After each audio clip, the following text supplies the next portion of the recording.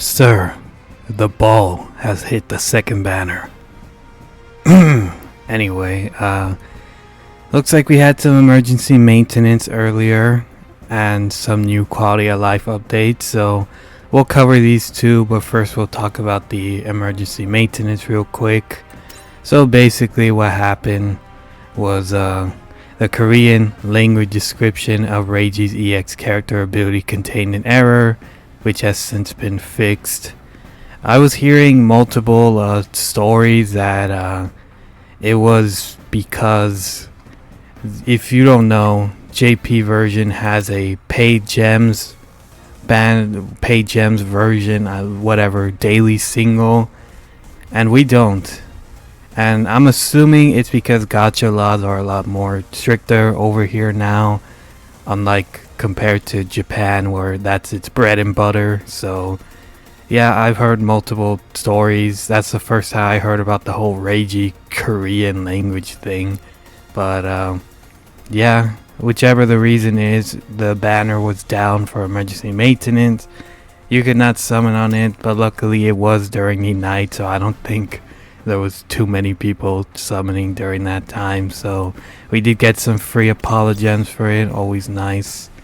We'll make a video on this guy soon, don't worry. I have a few colorful words to say about him, that's for sure. How much did we get? We got 500 for the emergency maintenance, and then 300 for after it ended. So this was during when it happened, this was during after, so that's 800 free gems. Always nice to get free gems, that's for sure. Thunderbolt and Destiny are coming up, so you really do want to save for them. And that was pretty much it for the emergency maintenance. Let's talk about the new quality of life updates, and that would be the weekly rewards, capture requests. And if you've been playing this game, you know how annoying those capture requests are. But it looks like they are adjusting them. The frequency of unit capture requests that have been completed at least once have been lowered for all ranks. Completing a 5 special request will now raise the request rank to 6, so we now have a level 6. I'm barely at level 5, so there are no unit capture requests for rank 6. Also, upon reaching rank 6, requests rank 5 and below will no longer appear. And they are now updating the weekly rewards for it. Before the update, the usual, it was 50 gems, 100 gems, and 200, 350 in total. Now after the update, we are getting the same gems, but we are getting 20 conversion chips, which is always nice. You can tell that they are trying to give us more now. It's always nice to have these, seeing those free-to-players do those almost impossible tasks. They really need these SP conversion chips. I've kind of been hoarding mine, but yeah, they make some work with these SP conversion chips, that's for sure.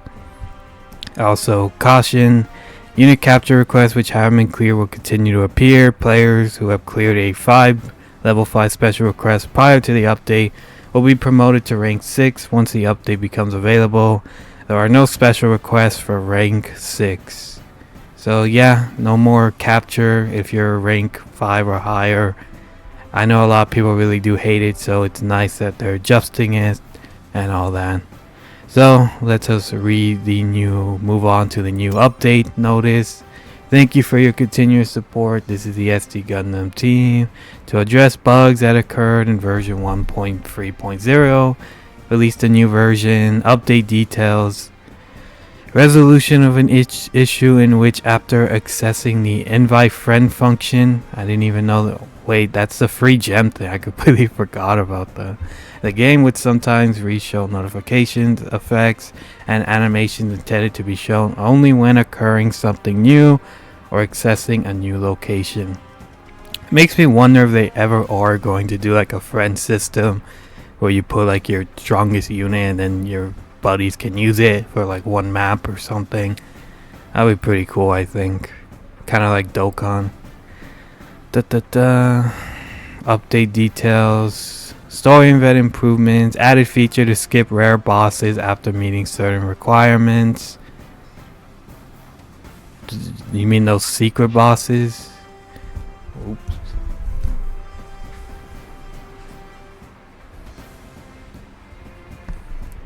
Can't even go 5 seconds without my cats trying to fight each other.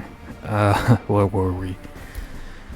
Skip rare bosses after meeting certain requirements. That's really good. They're talking about those event rare bosses that for some reason could not be skipped. Then this is a really good thing, because those were really annoying to do even after you cleared them.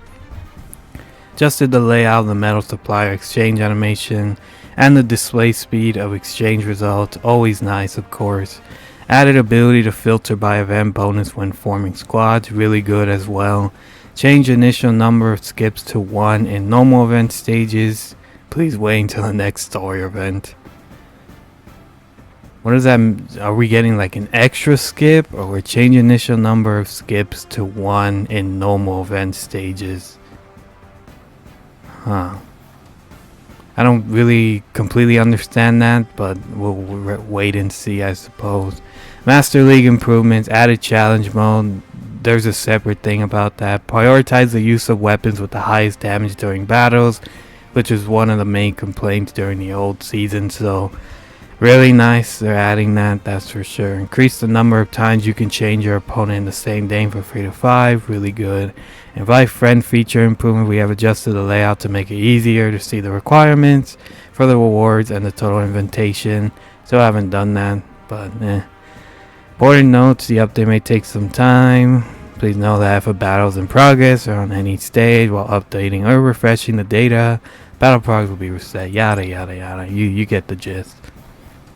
And I guess since we're already here, we will go over the Master League Season 1.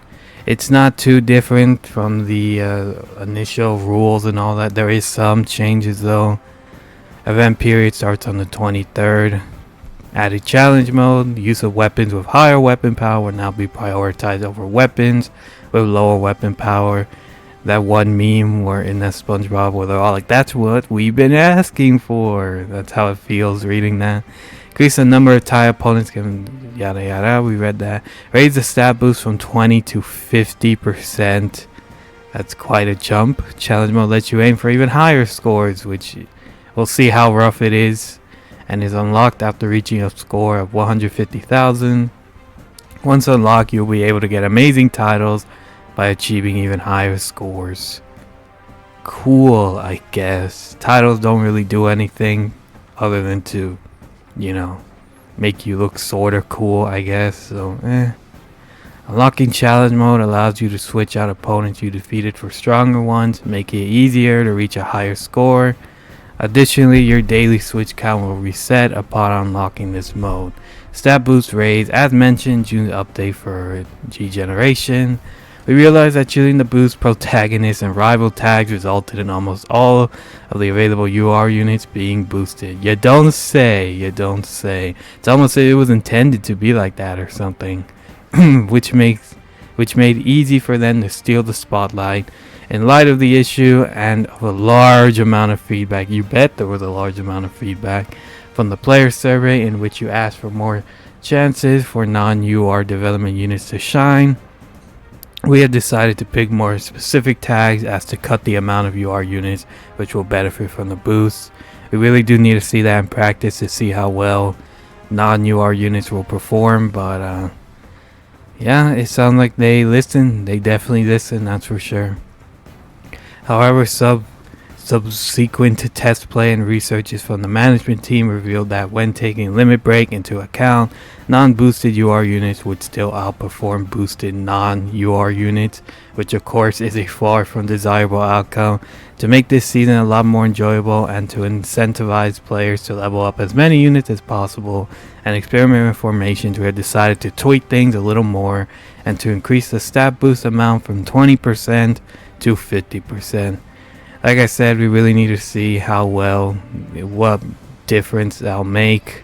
It's basically the old rules, if you haven't already played PvP before.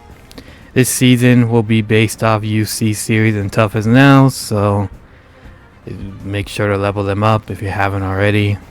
It seems more free to play, friendly, which is always nice. You always want to see how they do listen, That's for sure. That's why it's so important to do those surveys. But yeah, pretty good quality of life update. Probably the best we've seen in the game so far. So many quality of life updates. But yeah, really good updates. They're listening. They're taking care of the game. That's for sure. Gotta give them kudos for that. That's for sure. I keep saying that. But yeah, other than that, that's about it. Take care.